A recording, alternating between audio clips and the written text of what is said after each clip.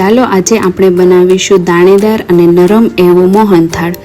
એના માટે સૌ પ્રથમ 1 કિલો મેં જાડો ચણાનો લોટ લીધો છે। એમાં અડધી વાટકી દૂધ અને અડધી વાટકી ઘી મિક્સ કરીને લોટમાં ભેળવી દીધું છે અને આ મોણ મેં સારી રીતે મિક્સ કરી દીધું છે। ક્યાંય પણ ગાંઠા ન રહી જાય એવી રીતે સરસ રીતે મોણ ભેળવી દેવાનું છે અને આવી રીતે મુઠ્ઠી પડતું થાય અને જાડો થઈ જાય એવી રીતે લોટ કરી લેવાનો। પછી એને જાડી ચાવણીની મદદથી ચાળી લેવાનો છે। આવી રીતે લોટ ચાળવાથી મોહનથાળ એકદમ દાણેદાર બને છે। આ લોટ આપણો રેડી થઈ ગયો છે। હવે એક બાઉલમાં 1 કિલો જેટલું ઘી લઈ અને આપણો તૈયાર કરેલો લોટ આની અંદર નાખી દેવાનો છે અને મીડિયમ આંચ ઉપર સારી રીતે શેકી લેવાનો છે। લોટને બરાબર રીતે મિક્સ કરતું જવાનું છે અને હલાવતું જવાનું છે અને સારી રીતે શેકી લેવાનો છે।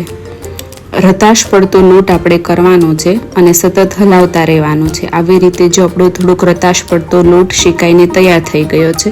હવે 700 ગ્રામ જેટલી ખાંડ લેવાની છે। અહીંયા મેં સાકર લીધેલી છે અને ખાંડ ડૂબે એટલું પાણી નાખીને સારી રીતે મિક્સ કરી દેવાનું છે અને ચાસણી લેવાની છે। પણ આપણે વધારે ચાસણી નહીં લઈશું, ખાલી થોડીક ચીકાશ પડતી થાય એટલી જ લેવાની છે। વધારે ચાસણી લેવાથી મોહનથાળ થોડોક કડક બને છે। નરમ ચાસણી લઈશું તો આપણો મોહનથાળ નરમ બનશે।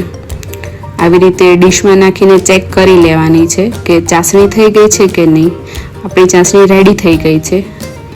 હવે એને આપણે શેકેલા લોટની અંદર એડ કરી દઈશું અને સારી રીતે મિક્સ કરી દઈશું। સતત હલાવતા જવાનું છે એટલે મોહનથાળમાં ચાસણી બરાબર મિક્સ થઈ જશે। પછી એલચી પાવડર લેવાનો છે। મેં થોડુંક સાકર નાખીને દળી લીધો છે એલચી પાવડર। સારી રીતે મિક્સ કરી દેવાનું છે એટલે આવી રીતે લચકા પડતો આપણો મોહનથાળ તૈયાર થઈ જશે। આવી રીતે થઈ જાય પછી આપણે એને એક પ્લેટમાં નાખી અને સારી રીતે પાથરી દેવાનો છે। સરખી રીતે પથરાઈ જાય એટલે એની ઉપર આપણા તમારી ચોઈસના તમે ડ્રાયફ્રૂટ નાખી શકો છો। મેં કાજુ અને બદામ અહીંયા લીધેલા છે। થોડો ઠંડો પડે એટલે એના પીસ પાડી લેવાના છે। મીડિયમ સાઇઝના પીસ કરી લેવાના છે।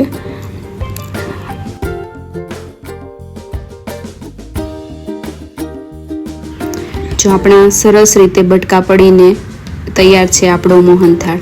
તમે જોઈ શકો છો એકદમ નરમ અને મુલાયમ બનેલો છે આપણો મોહનથાળ।